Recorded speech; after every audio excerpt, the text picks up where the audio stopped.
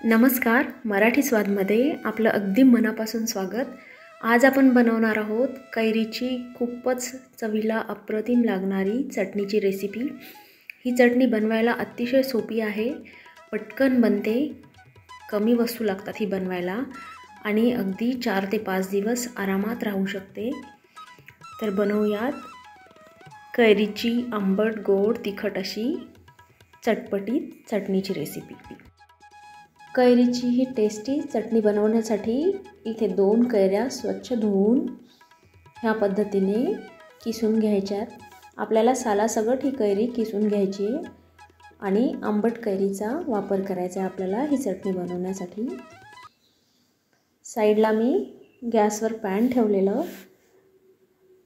त्याच्यामध्ये 1 चमचा तेल घालायचं आणि तेल चांगलं कडकडीत तापलं की अर्धा चमचा मोहरी आणि अर्धा चमचा जिरं घालायचं आहे। 10 ते 12 लसूण पाकळ्या आणि 1 हिरवी मिरची खलबत्त्यात छान कुटून घ्यायची अशी आणि ती टाकूया ह्याच्यामध्ये। हे व्यवस्थित परतवून घेऊया आपण। एकदा तेल तापलं की गॅसची फ्लेम आपल्याला मीडियम ठेवायची। लसूणचा कलर थोडासा बदललेला आहे आता।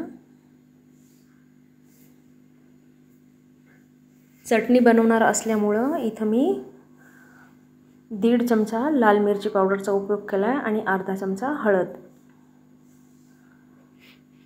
तुम्हाला किती तिखट बनवायची त्यानुसार तुम्ही मिरची पावडरचा उपयोग करा, पण थोडीशी तिखटच बनवायची।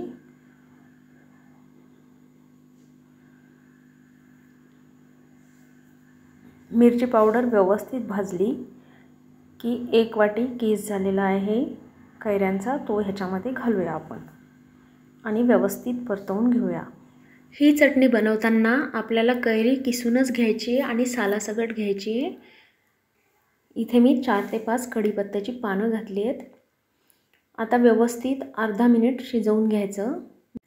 ही चटणी बनवताना जे प्रमाण मी वापरलं आहे त्यानुसार तुम्ही ही चटणी बनवून बघा, त्याची चव अतिशय छान येईल। शक्यतो आंबट कैरीचाच उपयोग करा।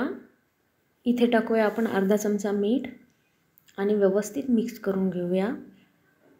ही चटणी तुम्ही पोळीसोबत, पराठ्यासोबत, भाकरीसोबत, अगदी कशाही सोबत खाल्ली तरी खूप टेस्टी लागेल। 1 वाटी कैरीच्या किसासाठी 1 पाव वाटी गूळ घ्यायचा आहे, म्हणजे 1 भाग गूळ आणि 4 भाग कैरीचा किस असं प्रमाण तुम्ही ठेवा। आता गूळ कैरीसोबत व्यवस्थित मिक्स करून घेऊयात आणि मीडियम टू लो गॅसवर साधारण 1 मिनिट ह्याला शिजून घ्यायचं।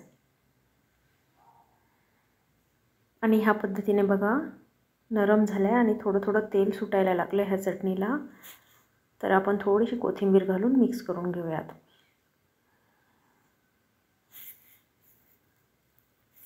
बघा तेल सुटायला लागलं म्हणजे आपली चटणी परफेक्ट शिजल्या गेलेली आहे। आता ही वाटीत काढून घेऊयात। गार करून एखाद्या डब्यात जर भरून ठेवली तर 4-5 दिवस काहीच होणार नाही ह्या चटणीला। तुम्ही प्रवासातसुद्धाही नेऊ शकता। तर आपली चटपटीत चवीला अप्रतिम लागणारी चटणी बिलकुल तयार आहे। तुम्हीसुद्धा ह्या पद्धतीने चटणी करून बघा, तुम्हाला नक्कीच आवडेल।